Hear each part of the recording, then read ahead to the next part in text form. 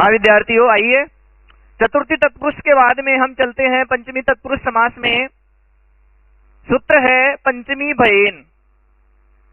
नाम से ध्यान पड़ रहा है कि भयेन, भयेन का मतलब डर के अर्थ में पंचमी तत्पुरुष समास होगा, जिससे हमें डर लग रहा है उसके साथ में भयवाची अगर ये पद आ जाए, भय, भीति, भी और भीत, तो वहां पर पंचमी तत्पुरुष समास होगा। इसके अलावा अपेत, अबोध, अपोढ़, च्युत, मुक्त और आगत, इन पदों के साथ में भी पंचमी तत्पुरुष समास होता है। अपेत और अपोढ़ का मतलब होता है वंचित, च्युत का मतलब ही होता है पृथक करना, हटाया जाना, अलग करना, मुक्त का मतलब मुक्त होना, आगत का मतलब आना। आइए उदाहरण देखते हैं। चोर भयम, चोर भयम अर्थात यहाँ पर भयम पद आ रहा है और चोर से डर लग रहा है, चोर से भय, तो चोर शब्द है, इसमें पंचमी विभक्ति लगेगी और चोर का बनेगा चोराद भयम, चोर से भय, चोर से भय, चोर भय। सिंह भीति, सिंह से भय, तो सिंह का हो जाएगा सिंहात भीति, सिंह से भय। इसी प्रकार गुरु भीतय, गुरु से डरा हुआ, तो गुरु का हो जाएगा पंचमी का एक वचन गुरोहो भीतय, अर्थात गुरु से भय, गुरु से भय, गुरु भीतय। वृक्क भीतय, वृक्क कहते हैं भेड़िए को, तो वृक्क का हो जाएगा वृकात, वृकात भीतय, अर्थात भेड़िए से डरा हुआ या भेड़िए से भय। सर्प भयम, सर्प से डरा हुआ, सर्प से भय, तो सर्प का हो जाएगा सर्पाद भयम, अर्थात सर्प से भय। इसी प्रकार वृक्ष पतित है, पतित अर्थ में भी होता है, पहले मैंने आपको बताया है। पतित का मतलब गिरा हुआ। एक पतित आता था द्वितीय तत्पुरुष समास में, वो तो होता था मिलाने के अर्थ में, जैसे कूपम पतित है, कूप पतित है, कुएं में गिरा हुआ, तो वहां पर गिर गया अंदर। एक दूर अलग होना, अलग होना अर्थ में यह पतित अगर आएगा तो वहां पर पंचमी विभक्ति होगी। तो वृक्ष पतित है यानी वृक्ष से गिरा हुआ, तो वृक्ष अलग हो गया और वो व्यक्ति जो गिरने वाला वो अलग हो गया, तो वृक्ष का हो जाएगा वृक्षात, वृक्षात पतित है, वृक्ष पतित है, अर्थात वृक्ष से गिरा हुआ, पेड़ से गिरा हुआ, वृक्ष से गिरा हुआ। पुनः स्वर्ग पतित है, अर्थात स्वर्ग से गिरा हुआ, तो स्वर्ग का हो जाएगा स्वर्गात, और पतित से कैसे आ जाएगा, तो बनेगा स्वर्गात पतित है, अर्थात स्वर्ग से गिरा हुआ।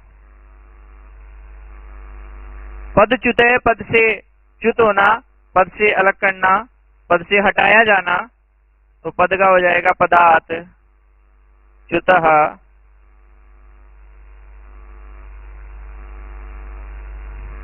अर्थात पद से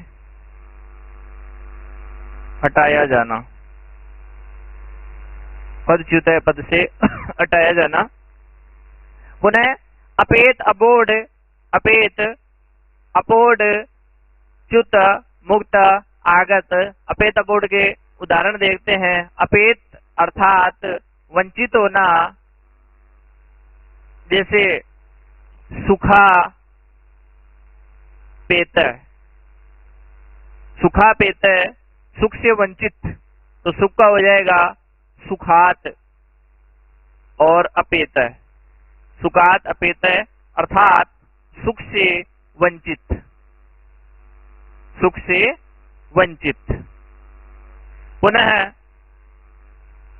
अपोढ़ का भी तात्पर्य होता है वंचित होना, अर्थात उसके रहित रहना, तो कल्पना पोढ़, कल्पना पोढ़, अर्थात कल्पनाया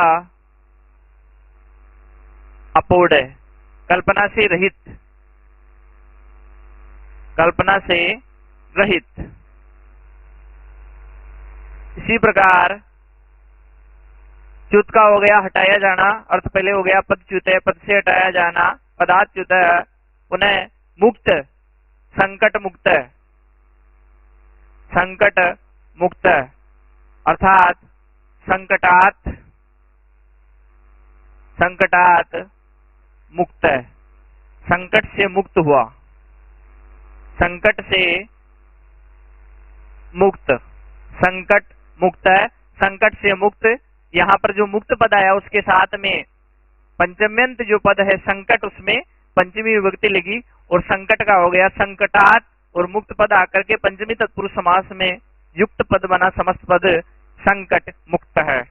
पुनः आगत में ग्रामा, ग्राम आगत है अर्थात ग्रामाद आगत है, गांव से आया हुआ, ग्रामागत है, ग्रामाद आगत है, गांव से आया हुआ।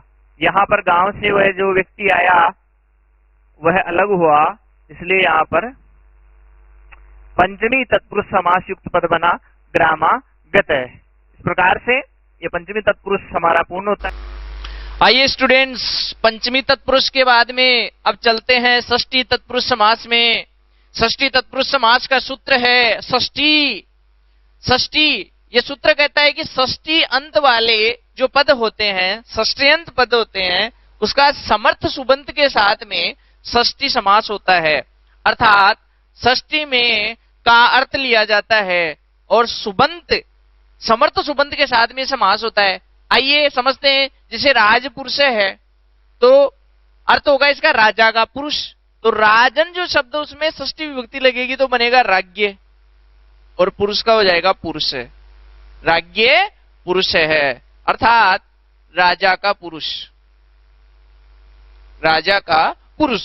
इसी प्रकार देवलोक, देवलोक का तात्पर्य देव का, देवों का लोक, देवताओं का लोक, तो देव का हो जाएगा देवानाम, षष्ठी का बहुवचन हो जाएगा देवानाम लोक है, इति देवलोक है अर्थात देवों का लोक। आगे आइए, आत्मज्ञानम, आत्मज्ञानम, उसे आत्मज्ञान हो गया अर्थात आत्मा का ज्ञान हो गया।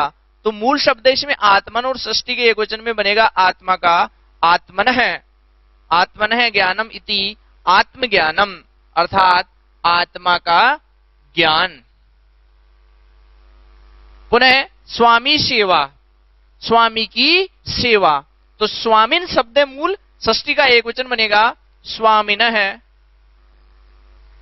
सेवा, और अर्थ होगा स्वामी की सेवा।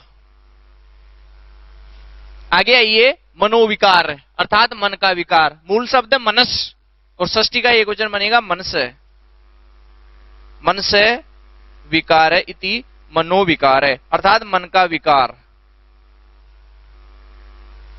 मन का विकार होना, मन में अलग अलग भाव आना, मन का विकार होना। तपोवनम, तप के लिए वन, एक तो यह अर्थ होता है, एक होता है तप का वन, ऐसा वन जिसमें केवल तपस्या की जा सके, तो यहाँ षष्ठी अर्थ में होगा तप का वन। तो तपस शब्द मूल नपुंसक में तपे तपसी तपांसी, जैसे मनस्ता मने मनसी मनांसी, तो मन का बनता था मन से, तो तप का क्या बनेगा तप से। वेरी गुड, तप से वनम, ये बन गया तपोवनम अर्थात तप का वन। पुनः सत्संगति, सज्जनों की संगति, तो सत शब्द षष्ठी का बहुवचन बनेगा यहां पर सताम संगति इति सत्संगति, सताम संगति अर्थात सज्जनों की संगति, सज्जनों की संगति इति सत्संगति। आगे ये कुलपति, कुल का पति, तो कुल का बन जाएगा कुलस्य, कुलस्य पति इति कुलपति, कुल का प्रधान उसे कहते हैं कुलपति, तो कुलस्य पति कुल का पति, कुल का स्वामी पति कुलपति। देवालय आलय का मतलब होता है घर, और देव, देव का आलय, तो बनेगा देवस्य आलय इति देवालय, अर्थात देव का घर। तो आपने देखा इन सभी उदाहरणों में षष्ट्यंत पद हैं ये सारे के सारे, तप, आत्मा, राजन, देव इत्यादि, इन सभी पदों में षष्ठी विभक्ति लगी, और समर्थ सुबंत जो पद है उसके साथ में जुड़ करके और षष्ठी तत्पुरुष समास कंप्लीट होता है। हाँ विद्यार्थियों, आइए षष्ठी तत्पुरुष समास के बाद में हम सप्तमी तत्पुरुष समास पढ़ते हैं। सप्तमी तत्पुरुष समास का सूत्र है सप्तमी सोंडई, अर्थात जो 10 गण होते हैं उन गणों में एक गण का नाम है सोंड गण। सोंडादि गण में जो पठित पद है उन पदों के साथ में सप्तमी अर्थ जो सुबंत पद है उसके साथ में सप्तमी तत्पुरुष समास होता है। सोंडादि गण में जो मुख्य मुख्य पद होते हैं जो प्राय से परीक्षाओं में पूछे जाते हैं वो पद हैं सोंड, धूर्त, चपल, निपुण, चतुर, पंडित, प्रवीण, पटु, कुशल। इन पदों के साथ में सप्तमी तत्पुरुष समास होगा। आइए समास विग्रह करते हुए इनको पढ़ते हैं। यहां पर लिखा हुआ है पहला उदाहरण अक्ष सोंड है। अक्ष, अक्ष कहते हैं जुए को, ताश खेलना, तो अक्ष का हो जाएगा अक्षेसु, अक्षेसु सोंड, सप्तमी हो जाएगी अक्ष में, सप्तमी बहुवचन हो जाएगा अक्षेसु, जैसे राम का रामेशु होता है वैसे ही अक्ष का हो जाएगा अक्षेसु। अक्षेसु सोंड अर्थात जुए में प्रवीण, जुए में प्रवीण, जुए में प्रवीण होना अक्ष सोंड है।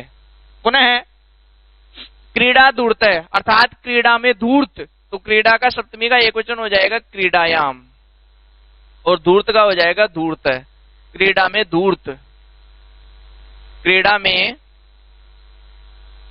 धूर्त। इसी प्रकार भाषण चपले, भाषण में चपल होना, तो भाषण का हो जाएगा सप्तमी का एकवचन भाषणे, चपल का हो जाएगा चपले, भाषणे चपले, भाषा, भाषण में चपल होना, भाषण चपल है। व्याकरण निपुणे अर्थात व्याकरण में निपुण होना, तो व्याकरण का सप्तमी का एकवचन हो जाएगा व्याकरणे, और निपुण का हो जाएगा निपुण, और अर्थ होगा इसका व्याकरण में निपुण होना। आइए आगे देखते हैं। कट प्रवीण, कट कहते हैं चट्टाई को, चट्टाई को बनाने में प्रवीण, तो कट का हो जाएगा सप्तमी का एकवचन कटे, और प्रवीण का हो जाएगा प्रवीण, कटे प्रवीण, अर्थात चट्टाई में प्रवीण होना। व्याकरण पंडित, व्याकरण पंडित, व्याकरण में पंडित होना, अर्थात व्याकरण का ज्ञान होना, सप्तमी का एकवचन हो जाएगा व्याकरण का व्याकरण, और पंडित का हो जाएगा पंडित, अर्थात व्याकरण में पंडित होना, व्याकरण में पंडित। वाक पटु, वाक कहते हैं वाणी को, वाणी में पटु होना, अर्थात वाचाल होना, बहुत ही बुद्धिमानी से वाणी का प्रयोग करना, तो वाक शब्द स्त्रीलिंग सप्तमी का एकवचन वाक का हो जाएगा वाची, और पटु का हो जाएगा पटु, वाची पटु, वाक पटु, वाची पटु, वाक पटुहु, ओहो पुल्लिंग में बन जाएगा ये, वाची पटुहु, वाक पटुहु, अर्थात वाकपटु होना, इत्युक्ते वाणी में पटु होना, वाणी में पटु होना। पुनः धावन कुशल, अर्थात धावन अर्थात दौड़ने में, कुशल यानी कुशल होना, तो धावन कुशल है, धावन का हो जाएगा धावने, सप्तमी का एकवचन, और कुशल का हो जाएगा कुशल है, अर्थात धावन दौड़ना, दौड़ने में कुशल होना, दौड़ने में कुशल। आइए कुछ अन्य उदाहरण देखते हैं इसके हम। आइए अन्य उदाहरण देखते हैं सप्तमी तत्पुरुष समास में। सूत्र है सिद्ध, शुष्क, पक्व, बंदिश। ये सूत्र कहता है कि सिद्ध, शुष्क, पक्व और बंद इन पदों के साथ भी समर्थ पद के साथ सप्तमी तत्पुरुष समास होता है। उदाहरण देखते हैं। रस सिद्ध, तो रस सिद्ध में सिद्ध पद आ गया, इस कारण से रस में सप्तमी का एकवचन लगेगा और रस का बनेगा रसे, रसे सिद्ध इति रस सिद्ध, अर्थात रस में सिद्ध होना, रस में सिद्ध। आगे आइए, आतप शुष्क है, आतप कहते हैं धूप को, शुष्क कहते हैं सूखे को, तो शुष्क पद आ गया तो आतप का सप्तमी का एक वचन होगा आतपे और शुष्क का हो जाएगा शुष्क। आतपे शुष्क अर्थात धूप में सूखा होना या सुखाना, धूप में शुष्क लिख देता हूं मैं यहाँ पर, धूप में शुष्क। आइए आगे, स्थाली पक्व है, स्थाली कहते हैं थाली को, और पक्व यहाँ पर पद आ गया यानी पका हुआ, तो स्थाली का हो जाएगा स्थाल्याम, सप्तमी का एक वचन स्थाली का स्थाल्याम पक्व है, इति स्थाली पक्व है, थाली में पका हुआ, थाली में पका हुआ, स्थाली पक्व है, स्थाल्याम पक्व है। आइए, चक्र बंद है, चक्र में बंधा हुआ, बंद पद आ गए, यहाँ पर चक्र का सप्तमी का एक वचन हो जाएगा चक्रे, और बंद का हो जाएगा बंद, और अर्थ होगा इसका चक्र में बंधा हुआ, चक्र में बंधा हुआ, चक्र बंद है, चक्रे बंद है। शास्त्र निपुण है, शास्त्र में निपुण, तो शास्त्र का हो जाएगा शास्त्री, निपुण का हो जाएगा निपुण है, अर्थात शास्त्र में निपुण, शास्त्र में निपुण। पुनः विद्या प्रवीण है, अर्थात विद्या में, वीणा में प्रवीण, वीणा प्रवीण है, तो वीणा का सप्तमी का एक वचन हो जाएगा वीणायाम, और प्रवीण का हो जाएगा प्रवीण है, अर्थात वीणा में प्रवीण होना, वीणा प्रवीण। सभा पंडित है, सभा में पंडित, तो सभा का सप्तमी का एक वचन हो जाएगा सभायाम, और पंडित का हो जाएगा पंडित, अर्थ होगा सभा में पंडित, सभा में पंडित। कर्म प्रवीण है, अर्थात कर्म में प्रवीण, कर्म का सप्तमी का एक वचन हो जाएगा कर्मणि, और प्रवीण का हो जाएगा प्रवीण है, कर्मणि प्रवीण है, अर्थात कर्म में प्रवीण होना, कर्म में प्रवीण। नीति निपुण है, अर्थात नीति में निपुण, तो नीति का हो जाएगा नित्याम, नित्याम निपुण इति नीति निपुण है, नित्याम निपुण इति नीति निपुण है, नीति में निपुण, नीति में निपुण। इस प्रकार से हमने दो सूत्र पढ़े सप्तमी तत्पुरुष समास के। प्रथम सूत्र हमने पढ़ा था सप्तमी सौंडई, उसमें सौंडादी गण में जो पठित पद थे उनके साथ में सप्तम्यंत पद के साथ सप्तमी तत्पुरुष समास हुआ। दूसरा सूत्र हमने पढ़ा सिद्ध शुष्क पक्व बंद, इससे सिद्ध शुष्क पक्व और बंद इन पदों के साथ में सप्तमी तत्पुरुष समास होता है। विभिन्न उदाहरण हमने देखे, हमारा सप्तमी तत्पुरुष समास यहाँ पर कंप्लीट होता है। जय हिंद स्टूडेंट्स, हम सब पढ़ रहे थे समास। समास में हमने पढ़ा था कि 5 समास होते हैं, उनमें अव्ययभाव समास अव्यय आने पर होता है या उपसर्ग आता है उसके साथ में, बहुत सारे हमने उदाहरण भी देखे। अव्ययभाव समास के बाद में हमने तत्पुरुष समास पढ़ा। तत्पुरुष समास में हमने देखा कि उसमें अलग अलग विभक्तियां आती है और उत्तर पद उसमें प्रदान होता है। द्वितीय तत्पुरुष समास पढ़ा हमने, तृतीय तत्पुरुष समास पढ़ा, चतुर्थी तत्पुरुष, पंचमी, षष्ठी, सप्तमी तत्पुरुष समास तक हमने देखा। तत्पुरुष समास में ही एक नए तत्पुरुष समास होता है, ध्यान दीजिए बोर्ड पे, वहां लिखा हुआ है नए तत्पुरुष समास। नए तत्पुरुष समास में क्या होता है, ये एक तत्पुरुष समास का ही भेद है। नए एक अव्यय होता है और नए हमेशा दूसरा अर्थ बताता है। जैसे यहां लिखा हुआ है अनश्वर, अनश्वर, तो इस नए तत्पुरुष समास में यहां बताया गया है अनश्वर अर्थात अश्व से भिन्न। तो किसी भिन्न अर्थ को बताने के लिए ये नए तत्पुरुष समास काम में लिया जाता है। ये भी वैसे ही होता है जैसे तत्पुरुष समास होता है, इसमें बस फर्क इतना सा है, ये नए अव्यय के साथ ही होता है और नए अव्यय के साथ होने के कारण से इसका नाम पड़ा है नए तत्पुरुष समास। और इसमें विशेष कुछ भी नहीं है, बिल्कुल सरल समास है। इसमें भी वही जैसे तत्पुरुष समास में समर्थ पद आता था वैसे ही इसमें भी समर्थ पद आता है, बस नए अव्यय के साथ जुड़ता है। आइए हम देखते हैं समास विग्रह कैसे होगा। हमारे सामने समस्त पद है अनस्व, तो इसको हम अलग करेंगे तो इसका बनेगा, इस नए अव्यय में न शेष रहता है और ये व्यंजन के साथ तो जुड़ता है न, और समस्त पद में हो जाता है आगे ए, और जो स्वर आएगा स्वर युक्त पद में आगे जुड़ता है अन, और उस अन में न में जुड़ जाता है। तो यहां मूल पद इसमें है अश्व, तो यहां बनेगा विग्रह न अश्व, अर्थात अश्व नहीं है, अश्व से भिन्न है। तो इसका अर्थ होगा अश्व से भिन्न। तो ये ध्यान रखिएगा कि नए तत्पुरुष समास का प्रयोग हमेशा होता है भिन्न अर्थ बताने में, जो है उससे भिन्न, अनस्व अर्थात अश्व से भिन्न। अब देखो ये समस्त पद कैसे बना, नए का न बच गया, अश्व हमारे पास समर्थ पद है, तो इन दोनों में समास हुआ, तो ये न जाकर के ए में बदल गया, और चूंकि अश्व में ए वर्ण जो है वो स्वर का है, इसलिए उसमें अन जुड़ेगा। अन में न हलंत है, न में अश्व जुड़ जाएगा तो क्या बन जाएगा, अनस्व। तो अनस्व है न अश्व है, अर्थात अश्व नहीं है, अर्थ हो गया अश्व से भिन्न। अनीश्वर है, आप प्रयास कीजिए बनाने का, क्या बनेगा, न ईश्वर है, अर्थात ईश्वर नहीं है, वो ईश्वर नहीं है, तो उस पद को क्या कहेंगे हम, अनीश्वर है। न ईश्वर इति अनीश्वर है। तो यहां पर भी सामने स्वर है, अन्न जुड़ जाएगा अचाने के कारण से, तो यहां बन जाएगा ईश्वर से भिन्न,